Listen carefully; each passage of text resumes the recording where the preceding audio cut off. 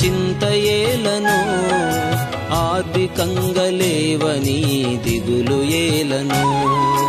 అడుగు వాటి కంటే, ఊహించు వాటి కంటే అధికముగా ఇచ్చు యేసు దేవుడుండగా, అడుగు వాటి కంటే, ఊహించు వాటి కంటే అధికముగా ఇచ్చు యేసు దేవుడుండగా, చింత దిగులు మాని యేసు ప్రభుని స్తుతించు, చింత దిగులు మాని యేసు ప్రభుని కీర్తించు, చింత దిగులు మాని యేసు ప్రభుని స్తుతించు, చింత దిగులు మాని యేసు ప్రభుని కీర్తించు.